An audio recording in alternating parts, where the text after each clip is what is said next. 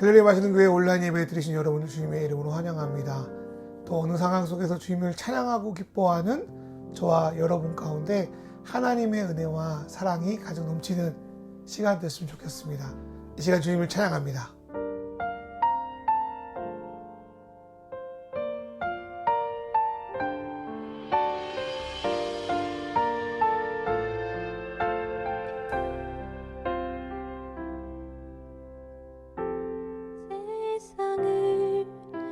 구원하기 위해 흘려야 할 피가 필요하다면 죄인을 대신하기 위해 희생의 제물 필요하시다면 내 생명 제단 위에 드리리 주 영광 위에 사용하소서. 생명이 또 다른 생명 낳고 주님 볼 수 있다면 나의 삶과 죽음도 아낌없이 드리리. 죽어야 다시 사는 주의 말씀 믿으며 하늘의 미랄 되어 썩어지리니 예수님처럼 살아가게 하소서.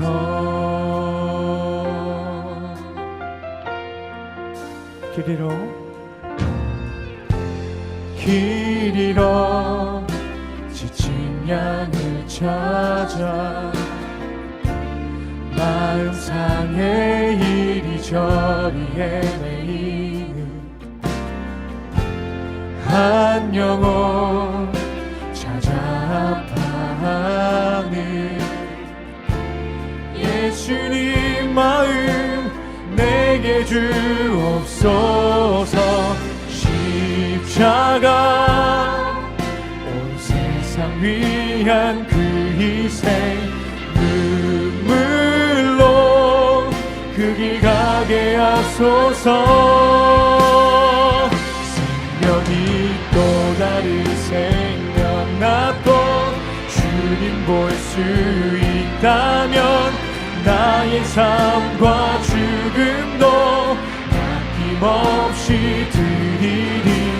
죽어야 다시 사는 주의 말씀 믿으며 하늘의 미랄 되어 썩어지리니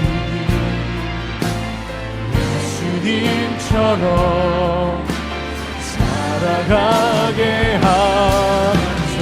생명이 또 다른 생명 낳고 주님 볼 수 있다면 나의 삶과 죽음도 아낌없이 드리니.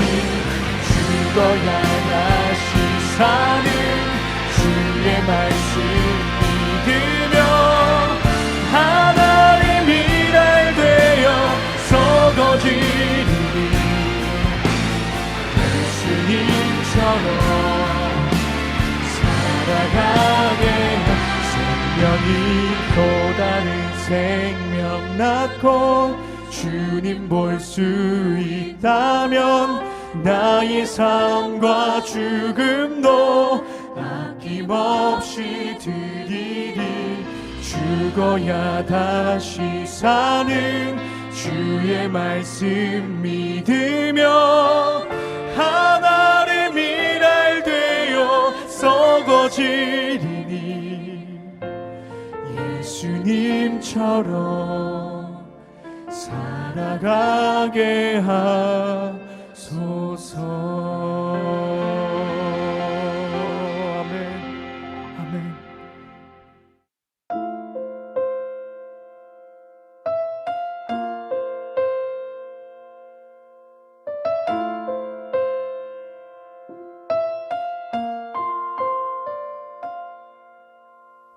저 높은 곳을 향하여 날마다 나아갑니다.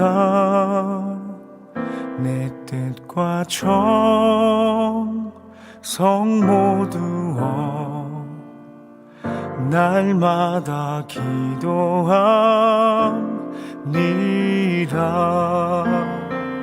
괴로움과 죄가 있는 곳 나 비록 여기 살아도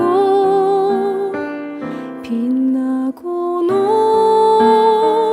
높은 저곳은 날마다 바라봅니다.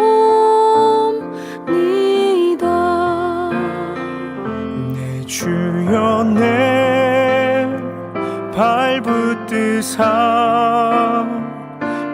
그곳에서 개하소서. 그곳은 빛과 사랑이 언제나 넘치옵니다.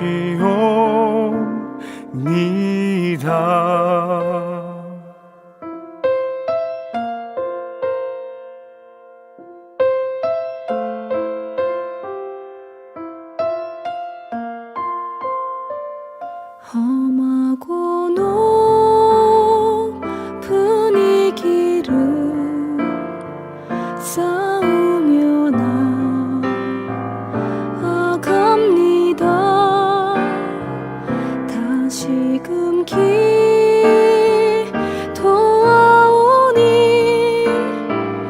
내 주여 인도하소서.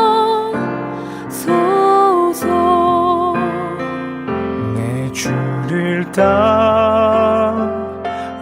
올라가 저 높은 곳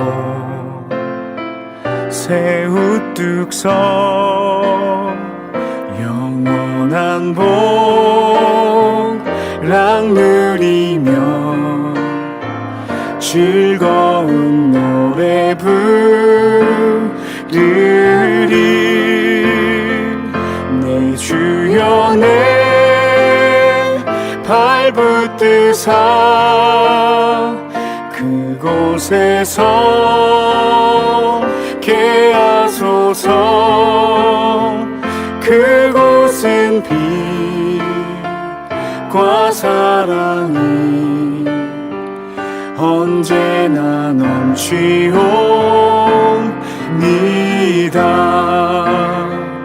내 주여 내 발붙드사 그곳에서 개하소서. 그곳은 빛과 사랑이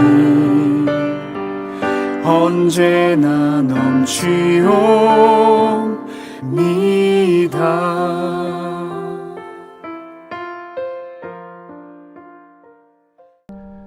명절에 예배하러 올라온 사람 중에 헬라인 몇이 있는데 그들이 갈릴리 베세다 사람 빌립에게 가서 청하여 이르되 선생이여, 우리가 예수를 배우고자 하나이다. 빌립이 안드레에게 가서 말하고 안드레아와 빌립이 예수께 가서 여쭈니 예수께서 대답하여 이르시되 인자가 영광을 얻을 때가 왔도다.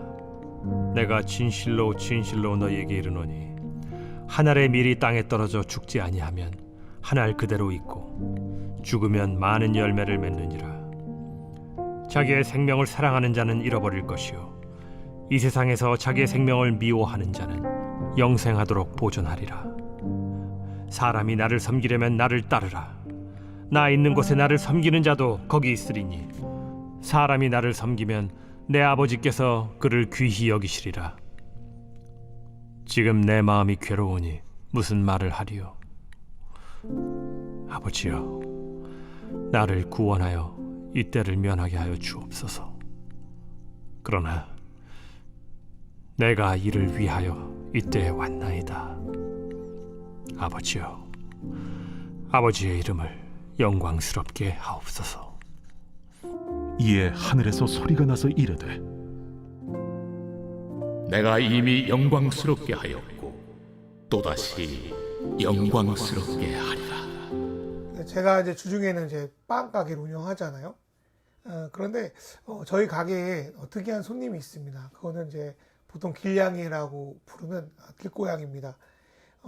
처음에는 길냥임에도 털 색깔도 예쁘고 뭐 살도 통통했는데 발에 다쳐서 뭐 먹을 걸로 구하기가 좀 어려운지 모르겠는데 보통 한 번 오기가 쉽지 않은데 이 친구는 뭐 우리가 빵 만드는 아침 또 점심 또 퇴근하기 전 저녁 이렇게 막 3번씩도 와서 저희가 주는 사료를 먹습니다. 그 짠한 마음에 이제 고양이 사료를 계속 주고 있는데 또 그 사료가 거의 떨어져 가지고 이제 새로운 사료도 사게 되었습니다. 원래 저희는 뭐 고양이 별로 안 좋아했거든요. 근데 이 친구가 좀 도움이 필요하겠다, 짠하다 이런 마음이 드니까 매우 작지만 우리의 것을 좀 나눠주고 있습니다. 이렇게 하다 보니까 고양이에 대해서 없던 애정도 생기는 것 같습니다. 그런데 그 애정이라는 것이 우리가 이 고양이를 뭐 우리의 가족으로 받아들인다든지 뭐 이 친구를 치료하기 위해서 몇백만 원 되는 뭐 그런 치료비를 제공한다든지 이런 거는 아닌 거예요. 그저 밥 구하기 어려운 또 고양이에게 밥과 또 물을 제공하는 것, 그 정도에 지치는 것 같아요. 그러면서 예수님의 성리가 희생에 대해서 좀 생각해 보게 됩니다. 고양이와 인간의 어떤 차이와 비교할 수 없을 정도로 하나님과 인간의 격은 너무나도 차이 나잖아요. 뭐 수백억 광년 떨어져 있는 우주의 끝보다 더 큰 거리가 하나님과 우리 인간 사이에 있다고 저는 생각합니다. 그런데 하나님의 아들, 곧 하나님이신 예수님은 우리에게 먹는 밥 정도 제공하는 그 정도가 아니라 자기의 생명을 들여서 우리를 구원하십니다. 그래서 그런 말 하잖아요. 무엇을 먹든지 마시든지 막 걱정하지 마라. 야, 자신의 생명을 우리에게 주시니까 그런 거 안 챙겨주겠냐? 주님이 얼마나 깝깝해서 그런 이야기를 하셨을까? 이런 생각도 들어요. 그런데 어떻게 그런 희생을 치르면서까지 우리를 구원하셨을지 감히 상상이 안 돼요. 곱씹으면 곱씹을수록 사랑이라는 말 외에 달리 표현할 길이 없습니다. 그럼에도 예수님은 왜 인간을 구원하는 그리고 자기를 희생하는 그 길을 가셨는지 오늘 말씀을 통하여 다시 한번 확인하는 시간 되었으면 좋겠습니다. 예수님이 이제 입성하실 때, 앞전에 입성하셨잖아요. 입성하실 때 수많은 사람들이 종려나무 가지를 들고 예수님을 환영합니다. 얼마나 열광적으로 환영했던지 예수님을 싫어하는 그 바리새인들마저 온 세상이 다 예수를 따른다. 우리가 예수를 공격하는 모든 일이 다 헛수고다. 이렇게 하면 절망하는 모습도 우리가 성경을 통해서 찾아볼 수 있습니다. 그런데 이러한 축제에 온전히 참여하지 못하는 부류들이 있었는데 그 중에 한 부류가 그리스인, 성경에 헬라인으로 나오지만 헬라인이지만 유대인으로 개종한 이들이었습니다. 물론 로마 세계 안에서는 헬라인들이 그 세계의 중심이고 어쩌면 유대인들은 변방의 시골 정도의 취급을 받았지만 유대교 안에서는 거꾸로 유대인들이 중심이고 헬라인들이 천덕꾸러기 취급을 받습니다. 이들은 헬라어로 번역된 70인역 성경을 읽다가 유대교에 매료되어서 신앙을 가진 분들이 대부분일 겁니다. 그런데 성전에 들어가긴 해도 이방인에게 이방인의 뜰에만 들어갈 수 있었고 또 그의 수많은 제약사항들이 유대인이 아니라는 이유로 그들에게 있었습니다. 그래서 예수님 입성할 때도 마음대로 나아가 예수님을 마음껏 환영하지 못했을 거라고 저는 생각이 들어요. 그러면서 이들은 성경을 읽으면서 또 신앙이기 때문에 이들도 유대인처럼 메시아에 대한 기대가 높았습니다. 그래서 체면불구하고 예수님의 제자인 빌립을 찾아가서 예수님을 뵙고 싶다는 요청을 하기에 이릅니다. 아마 그 당시 갈릴리는 잡힌 물고기들을 로마 곳곳에 수출하였기 때문에 어쩌면 빌립은 헬라어나도 이들의 문화에 좀 더 익숙했을지도 모르겠어요. 그런데 예수님은 헬라인의 면담 요청을 듣고는 이상한 말씀하십니다. 보통 이런 상황이 되면 그 사람들을 불러와라. 아니면 나 바쁘니까 안 만나겠다. 이런 말 할 거 아니에요. 그런데 동문서답 하시는 것처럼 이제 때가 왔다. 지금은 인자가 영광을 받을 때다.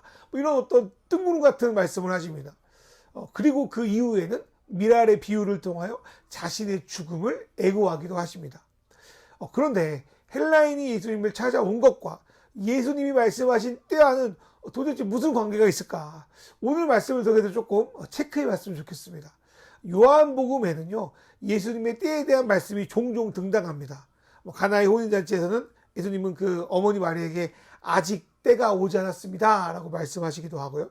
요한복음 7장 30절에는 그분의 때가 오지 않았기 때문에 아무도 그를 체포하지 않았다, 그런 구절이 있습니다.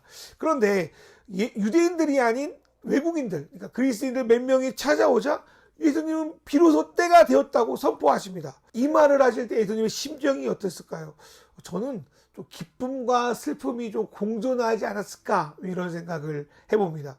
예수님은 유대인만의 메시아로 오신 것이 아니라 모든 일을 구원하시는 메시아로 이 땅에 오셨습니다. 유대교 안에서는 헬라인은 소외된 자였지만 예수 그리스도로 인하여 그 모든 막힌 장애물들은 사라지고 저마다 하나님을 직접 예배하고 예수님을 찬양하게 될 것입니다. 예수님은 이를 위해서 이 땅에 오셨습니다. 그래서 헬라인 몇 명이 예수님을 메시아로 생각하고 방문한 것을 드디어 하나님의 때가 자신을 통해 이루어진 것으로 여기시고 기뻐하신 겁니다. 비록 지금 보기에는 소수의 무리인 것 같지만 앞으로 수많은 헬라인 그리스인뿐만 아니라 온 로마, 온 세계가 또 그 수많은 무리가 예수님의 복음을 받아들이며 하나님 나라의 백성이 될 것이기 때문입니다. 그것을 바라보며 예수님은 기뻐하셨을 거라고 저 생각합니다. 그러한 또 비전이 요한계시록 7장 9절에도 우리는 선명하게 적혀 있음을 우리는 확인할 수 있습니다. 근데 두 번째로 예수님은 하나님께서 자기에게 주신 때를 이루기 위해서 받아야 되는 엄청난 고통과 시련을 앞두고 있었습니다. 때가 가까이 왔다는 것은 예수님이 수많은 모욕을 당할 뿐만 아니라 십자가 위에서 죽으실 날이 얼마 안 남았다는 뜻이기도 합니다. 오늘 본문에서 예수님은 자신의 죽음을 하나님의 미랄이 땅에 떨어져 죽는 것으로 표현하고 있습니다. 미랄이 자기 생명을 보존하려고 막 땅에 심기를 거부한다면 미랄 자신은 지킬 수 있겠죠. 그런데 그 열매는 얻을 수 없을 겁니다. 그건 사람도 마찬가지 같아요.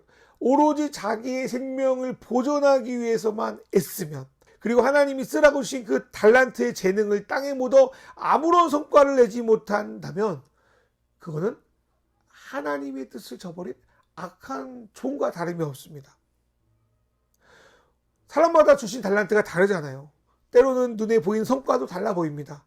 그러나 주님은 외적인 것이 아닌 마음의 중심을 보십니다. 많이 준 자에게는 많이 찾겠지만 적게 준 자에게는 적게 찾겠죠. 하나님이 주신 그 달란트를 가지고 크던 작던 그 본질을 붙들며 살아가는 그 사람들, 그런 저와 여러분을 통하여서 하나님 나라 열매를 그때도 지금도 맺게 하십니다. 우리가 예수님의 생애를 우리가 복음서를 통해 살펴보면 어떻게든 하나님과 우리의 관계를 회복시켜 우리가 가치 있고 풍성한 인생을 주려하는 일들로 가득 차 있습니다. 예를 들어서 예수님이 보이신 수많은 기적이나 치유의 목적도 바로 여기에 있었습니다. 바로 여기에 있었습니다. 그런데요, 진정 다른 이의 생명을 정말 살리기 위해서는요, 먼저 내가 가지고 있는 생명을 나눠야 합니다. 예수님도요, 사람이 친구를 위하여 자기 목숨을 버리는 것이 가장 큰 사랑이다, 이렇게 말씀하셨죠. 그리고 예수님은 자기가 말로만 하시고 끝나는 것이 아니라 직접 그 말씀을 적용하시고 지키셨습니다. 창조주 하나님의 아들이신 예수님이 자기의 생명을 우리에게 주심으로 우리의 모든 죄의 대가를 갚으시고 우리에게 영원한 생명을 주신 겁니다. 이게 바로 찐사랑인 것이죠. 예수님은 이러한 내용을 요한복음 12장 25절에서 뭐라고 표현하고 있냐면 생명을 미워하는 것이라고 표현하고 있습니다. 그런데 자기의 생명을 다른 이와 나누는 게 쉽습니까? 그거는 매우 힘들고 고통스러운 일입니다. 대가를 지불하는 일입니다. 이에 대해 예수님도 괴로움을 요한복음 12장 27절에 표현하고 있습니다. 그럼에도 불구하고 예수님이 그 길을 가신 이유가 뭐냐? 그걸 포기하지 않는 이유가 뭐냐? 그것은 예수님이 그토록 사랑하시는 아버지 하나님이 오랫동안 계획하신 일이기 때문이에요. 하나님은 인간이 타락한 이후부터 계속적으로 우리 인간을 회복시켜서 다시 자신과 연합하기 위한 목적을 품고 이 땅을 다스렸고 그 목적의 가장 최종적인 목적으로 그의 아들 예수를 보내셨잖아요. 사랑하는 하나님 아버지의 계획을 예수님도 알고 있었기에 고통스럽더라도 차마 그거를 버리지 못하시는 거죠. 두 번째로 예수님과 하나님 아버지 하나이기 때문에 하나님 아버지가 우리를 사랑하시는 것처럼 예수님도 우리를 사랑하게 된 거예요. 사랑하니까 어쩔 수 없는 거예요. 갈 수밖에 없는 거예요. 그게 예수님의 진짜 사랑이었습니다.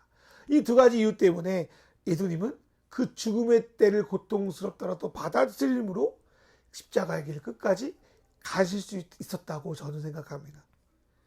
그런데 이 일은 세상의 눈으로 보기에 참으로 어리석고 쓸데없어 보입니다. 마리아가 그 비싼 양을 예수님의 발 앞에 뿌린 것처럼 그것보다 수천만 수억 배 더 예수님이 하신 일은 너무나도 어리석고 쓸데없는 일처럼 보여요. 왜 이렇게 허비하냐, 이렇게 어떤 사람은 비아냥 거릴지도 모르겠어요. 그러나 예수님이 가신 그 길이야말로 타락 이후 아무도 제대로 해결하지 못했던 악의 그 크나큰 절벽을 완전히 무너뜨리는 일이 되었고요. 그 일은 이 땅의 구원을 이루신 하나님의 영광을 제대로 나타내는 유일한 길이 되었다는 겁니다. 그 예수 그리스도께서 가신 길을 우리 그리스도인들도 따라야 됩니다. 그리스도인들은요, 이 역설적인 예수님의 방식이 진짜 진리구나라는 것을 받아들이고 예수님의 방식으로 이 땅을 살아가는 이들을 가리킵니다. 그리스도인들은 세상과 다른 방식을 추구하기에 손해도 좀 보고 이리저리 치기도 하지만 주님이 나의 작은 삶 속에서 일하신다는 것에 기뻐하고 때론 땅 속에서 썩어지는 미랄의 길을 가는 수고를 감당하는 자들입니다. 그런데 솔직히 미랄의 삶을 살아가는 것, 그것은 매우 쉽지 않아 보입니다. 솔직히 저를 봐도요, 예수님이 하신 것처럼 누군가를 위해서 모든 것을 주는 것, 그거는 쉽지 않은 것 같아요. 그렇다고 해서 우리는 그 미랄의 길을 포기할 수는 없습니다. 26절의 말씀을 보면요, 예수님이 이렇게 말씀하세요. 자기를 섬기려면 자신을 따라라 라고 말씀하십니다. 그 말은 예수님이 우리를 위해 섬기신 것처럼 우리도 서로 섬기라고 하시는 겁니다. 그렇게 예수님의 이름으로 섬길 때 예수님이 계신 곳에 우리도 있게 될 것이라고, 아버지 하나님도 우리를 귀하게 여기게 될 것이라고도 말씀하십니다. 이러한 일은 어쩌면 대단한 일이 아닐지도 몰라요. 성경에 보면요, 주변의 어려운 이들에게 작은 섬김을 한 이들에게 예수님은 그것이 자기에게 한 것이라고 인정해 주십니다. 또한 예수님의 제자, 곧 그리스도인으로 도움이 필요한 이에게 소소한 것이라도 베푼 자들은 절대로 예수님께서 상을 잃지 않을 것이라고 주님도 말씀하십니다. 우리의 삶 속에서 주님의 이름으로 하는 것들이 있다면 그것은 바로 예수님을 섬기는 일이 됩니다. 오른손이 하는 일을 왼손이 하는 것만큼 매우 눈에 안 띄는 일을 해도 괜찮습니다. 어쩌면 저희 가정이 길고양이 밥을 주는 그 소소한 것, 그런 비슷한 일들이 어쩌면 예수님의 이름으로 우리가 주님의 섬김을 감당하는 것일 수도 있습니다. 그렇게 우리가 하나 두 개씩 자그마한 일들을 헤쳐가다 보면 하나님은 예수님을 때에 맞게 그 자리에 데려가시는 것처럼, 또 그의 제자 베드로가 처음에는 그렇게 하지 못했지만 결국 주님처럼 십자가에 못 박혀 죽는 것처럼 어쩌면 우리 삶의 어느 때에 주님이 원하시는 그 자리에 믿음으로 데려가실지도 모르겠습니다. 저는 그 자리를 두렵게 바라보기도 하고 또 가고 싶기도 하고 또 가기 싫기도 하고 그런 어떤 이중적인 감정이 교차하긴 합니다. 어쨌든 사랑하는 여러분, 우리는 예수 그리스도를 믿음으로 기쁨과 슬픔이 교차하는 삶을 살아가는 것 같아요. 주님이 우리를 구원하시고 우리를 사랑하신다는 것에 대해서 매우 기쁘지만 때론 주님 때문에 하고 싶은 일을 하지 못하거나 하기 싫어도 해야 되는 일들이 있기 때문에 고통스러울 수밖에 없습니다. 생명을 살린다고 하지만 보이는 성과가 없어서 낙심할 수 있습니다. 그러나 고난과 죽음의 십자가의 길이 결국 모든 일을 살리는 부활의 구원이 된 것 같이 우리가 때때로 힘들고 어려운 상황 가운데서도 주님을 바라보며 눈물로 뿌린 미랄의 씨앗들이 잘 몰랐지만 어떤 이들을 살리는 생명의 통로가 될 것을 기대하며 오늘 내가 할 수 있는 그 작은 섬김들을 해내가는 저와 여러분이 되시기를 주님의 이름으로 축원합니다. 우리 시간 기도하겠습니다. 사랑하는 하나님이 자신을 통해 일하시는 것을 기뻐하시는 예수님처럼 그분의 뜻이 이루어지는 것을 기대하며 기뻐하는 삶을 살아가게 하소서. 하나님의 뜻을 이루는 과정 속에서 일어나는 아픔과 슬픔들을 이루하여 주시며 우리가 포기하지 않고 주님의 뜻을 이어갈 수 있도록 은혜 베풀어 주소서. 대단하고 멋진 일을 하지 못한다고 낙심하거나 포기하지 않고 지금 내가 할 수 있는 작은 성금들을 발견하고 그 일들을 해나갈 수 있도록 인도하여 주소서. 이제 우리 통성으로 기도하겠습니다. 주여 아버지.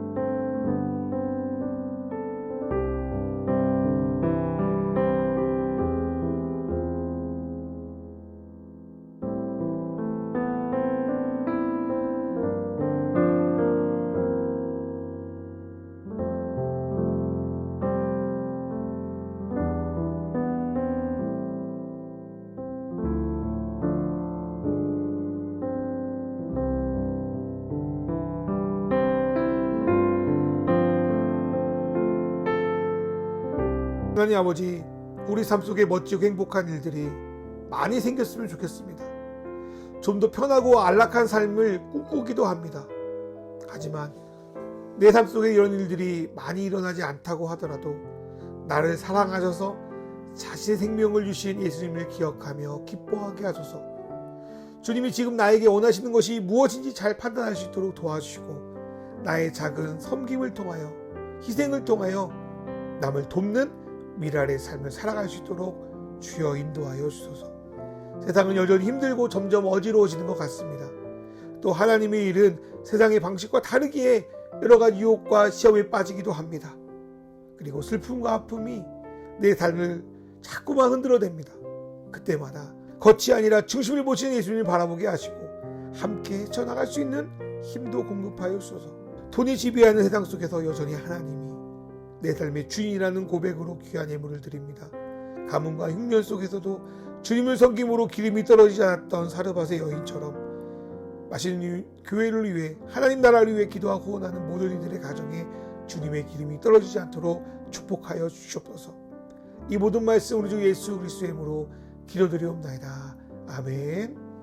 이제 우리 주 예수 그리스도의 은혜와 하나님 아버지의 사랑과 성령님의 인도하심이 내 삶의 작은 수고를 통하여 주님의 길을 따라가기로 결단하는, 그리고 주님께서 주님의 길로 인도하실 걸 믿고 기뻐하며 기다리는 맛있는 교회 성도들과 영상을 통해 예배하는 모든 믿음의 식구들 머리 위에 이제로부터 영원히 함께 하시기를 간절히 축원하옵나이다. 아멘.